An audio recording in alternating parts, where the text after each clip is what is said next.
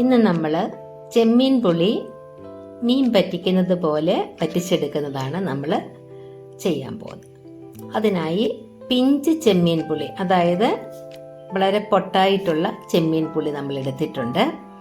പുളി അതിനധികമാകരുത്, അതുകൊണ്ടാണ് പിഞ്ച് പുളി എടുക്കാൻ പറഞ്ഞത്. അതിനെ നമ്മൾ കഴുകി വൃത്തിയാക്കി വളരെ ചെറിയ നീളത്തിൽ നമ്മൾ അരിഞ്ഞെടുക്കുക. അപ്പോൾ അതിനെ എല്ലാം നമ്മൾ നീളത്തിൽ അരിഞ്ഞ് നമ്മൾ റെഡിയാക്കി വെച്ചു. ഇനി നമുക്കതിൻ്റെ അരപ്പ് പാകമാക്കാം. അതിനായി ഒരു 1.5 കപ്പ് തേങ്ങയിലേക്ക് 1/4 ടീസ്പൂൺ മഞ്ഞൾപ്പൊടി, 1 സ്പൂൺ മുളക് പൊടി, ഒരു 5-10 ചുമന്നുള്ളി, 1/4 ടീസ്പൂൺ മല്ലിപ്പൊടി, കറിവേപ്പില, പച്ചമുളക്, ഞാനിവിടെ കാന്താരിയാണ് എടുത്തിരിക്കുന്നത്. എരിവിനാവശ്യത്തിന് നമുക്ക് പച്ചമുളകും കൂടെ ചേർത്ത് നന്നായി ചതച്ചെടുക്കുക. എന്നിട്ട് ഒരു ചട്ടിയിൽ നമ്മൾ ചെമ്മീൻ പുളിയും അരപ്പും കൂടെ ചേർക്കുക. ഇനി ഇച്ചിരി പുളിയുള്ള ചെമ്മീൻ പുളി ആയിപ്പോയാൽ നമ്മൾ ചെറിയ ചൂടുവെള്ളത്തിലിട്ട് അതിൻ്റെ ജസ്റ്റ് ഒന്ന് ഇട്ടിട്ട് പെട്ടെന്ന് വാഷ് ചെയ്തെടുത്താൽ മതി. അപ്പം അതിൻ്റെ പുളി പോയി കിട്ടും.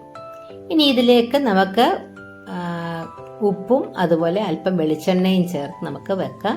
പക്ഷെ ഞാൻ ഈ സമയത്ത് ഉപ്പിടാൻ മറന്നുപോയി, അതുകൊണ്ട് ഇപ്പോൾ ഉപ്പിട്ട വീഡിയോ അതിനകത്തില്ല. അല്പം വെളിച്ചെണ്ണയും ചേർത്ത് നമ്മളിത് അടച്ച് വെച്ച് നമുക്ക് വേവിക്കാം. 2-3 പ്രാവശ്യം ഇത് വേവുന്ന സമയത്ത് നമുക്ക് അടപ്പ് മാറ്റി ഇളക്കി കൊടുക്കണം. അപ്പോൾ ഇത് ഏകദേശം ഒന്ന് പാകമായി വരട്ടെ. അപ്പോൾ നിങ്ങൾക്ക് എൻ്റെ ചാനൽ ഇഷ്ടപ്പെട്ടാൽ അത് സബ്സ്ക്രൈബ് ചെയ്യാൻ മറക്കരുത്. അതുപോലെ നിങ്ങൾ ഇതേപോലെയുള്ള കറികൾ വെച്ച് നോക്കിയിട്ട് അതിൻ്റെ കമൻറ്റും എനിക്ക് നൽകാൻ മടിക്കരുത്. ഇപ്പോഴാണ് നമ്മൾ ഉപ്പ് ചേർത്ത് കൊടുത്തത്, അവസാനമാണ് ചേർത്തത്. അപ്പോൾ ഉപ്പ് ചേർത്ത് ഒന്നുകൂടെ തിളച്ച് കഴിയുമ്പോഴത്തേക്ക് നമുക്ക് ഇത് ഇപ്പം ഏകദേശം പാകമായി വന്നിട്ടുണ്ട്.